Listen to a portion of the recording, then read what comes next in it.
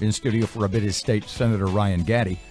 Welcome back to Key Let Me Go. How you been? You're looking healthy and well, and Thank you, Robert. well Aaron. coiffed and stuff like that. Thank you. I don't know. I'll have to look that up. This Fibrebond thing. Yes. It's obviously something that has, I don't want to say just completely out of control, but when an infrastructure of an area of a state Correct. can drive a loyal Louisianan, hard-working guy like Graham Walker to say, I don't know if I can take this anymore. Y'all are killing me. I may have to move 20 miles down the road. That's right.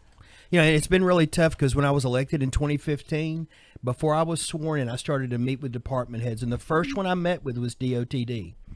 And the local DOTD head said, Ryan, I'm going to tell you the truth about our bridges. I haven't been able to tell the truth for the last 8 years, but they're in terrible shape.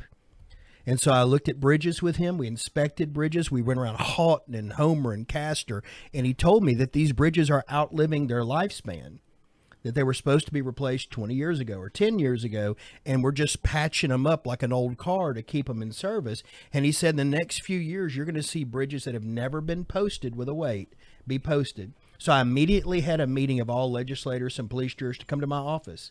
DOTD presented a slideshow of these bridges, and everyone was kind of in disbelief but me. I said, no, this is happening. This is happening now. We have to stand up as Republicans. Our job is to get out of the way of business, but where we can help them with roads, bridges, prisons, and education, we should do that. So here's what happened. We had that meeting, and then I have, although the Fibrebond issue has been the one on the forefront, I think we've met with 20 companies about individual bridges in my district that we've been able to fix and move forward. For instance, frac companies have heavy trucks. They need to get to their wells in Houghton. Who do they call? They call Senator Gatti. We sit with DOTD. We figure out the cost of that bridge. We get the money for that bridge, and we fix that bridge. And that's what we've done. I have a problem, Ryan, when the DOTD secretary tells us this week that the first he heard of this was a week and a half ago. Well, and I now have the letter that was sent to him in February. Does he not read his mail? I mean, can you help explain that to me? Of course, and this happens a lot because we have 12,000 bridges in Louisiana. And I would say 80% of them are in a state of disrepair. I mean, you don't have to be an expert to say that. You have to drive around I-20. Think about how many bridges are on I-20 between the Red River and Industrial Drive. Count them next time. Mm-hmm. I have. Most of it's elevated. Those are very. But has he known about this problem long before a week and a half ago, like he told us? I think I'm not trying to put words in his mouth, but I know we've been conversing with him since February and before. Okay. I think the problem he didn't know about was that East Texas was calling. Because that adds an entirely different thing to an equation. If you say, Ryan, I need you to fix the bridge going into my neighborhood, we'll go look at the weight of it. We'll figure it out, right? Mm-hmm. But if you say, hey, our whole neighborhood is going to move to East Texas if you don't fix my bridge. Right. Well, you just bumped up out of the confusion and chaos of trying to fix 12,000 bridges. Unfortunately, you just bumped up to number one. Right. And so Graham Walker and I have been talking since February. We have had roundtable discussions with DOTD, the mayor of Minden, the police jury. This is not something that was a surprise. What was a surprise, and I'm going to stop there, is what was a surprise, but also a good thing is East Texas wants people like Graham Walker. Mm-hmm. They want people, and I'm not going to mention the other companies, but there's a lot of companies in my district that are homegrown, salt of the earth, second, third generation companies. And here's what makes me the maddest. Is that if a company like Fibrebond wanted to move into Louisiana, give them ITIP, give them sales tax, give them everything. Right. Give them everything they want. Give but them all don't these help the ones that are already here. Exactly. And I've been saying that on this show for 4 years, that we give bailouts to the top, handouts to the bottom, and folks like Graham Walker and us in the middle pay full freight. And we don't get the value that we invest in government. And it's because we give $4.8 billion to companies who have a negative net job rate. I mean, Lobby represents companies. We give them almost $9 billion a year in exemptions. You know what they tell me?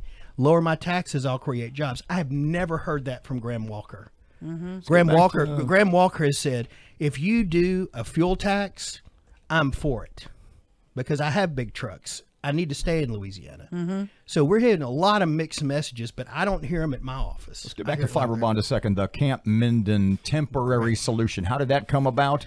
Is it something that's viable, and is it something that can be rapidly implemented while the big bridge, the infrastructure problem, is tackled by the state? Yeah, what was really unique is that for the last few months, we've been looking at different routes for Fibrebond.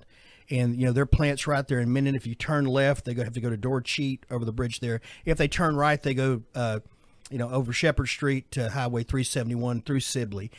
And so we were sitting around with a map. Wayne, Dr. McMahon, who's a state rep now, and I said, Wayne, we need to bring you on board. You know, you got a big brain. How do we fix this? And he was like, let's just see if we can go through Camp Minden. And I said, wow, we know a lot of people out there because of Explo. We've gotten to know those people really well. Let's go talk to them. Colonel Kendall, with the meeting that Wayne set up, Colonel Kendall looked us all in the eye and said, the governor and General Curtis have said we're open for business for Fibrebond. Now, some of the best roads in Webster Parish are on that base at Camp Minden. So we drove that. There's very little modification that needs to be done. And so that gets us through Camp Minden.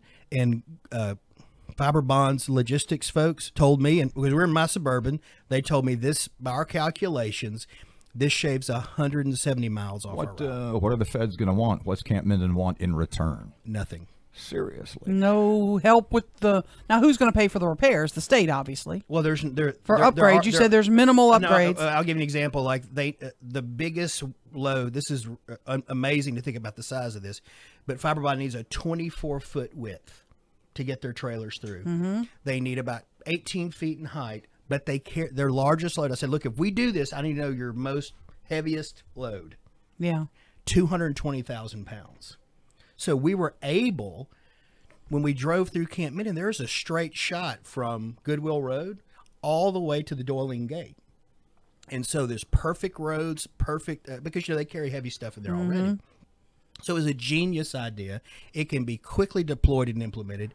And Fibrebond's excited about that. Graham says, though, he needs to know. And look, I get it. You get it. Everybody gets it. He needs to know. He needs to see the plan. He needs commitment by. And he said yesterday with us, October 1st is still his date. Can we pull this off? Look, I think Graham is negotiating in good faith. I've met with a lot of folks from Fibrebond. They don't want to leave. They want to stay. They've communicated that to me personally, directly, text, email.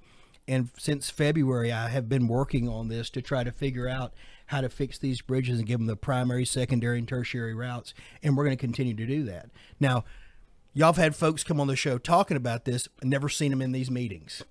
Not one time. Mm-hmm. So I don't know how they could say this hasn't been worked on, this hasn't been done. So we have to make sure that we don't scare the public, because, and I know that's not y'all's intention, but Graham's negotiating in good faith. We're negotiating in good faith. And when it comes down to it, I think we'll fix the roads and bridges he needs fixed to move this forward. And I've got that from the governor, from the general, from the head of DOTD, the head of LED, everyone down the chain of command to the Senate office is behind him.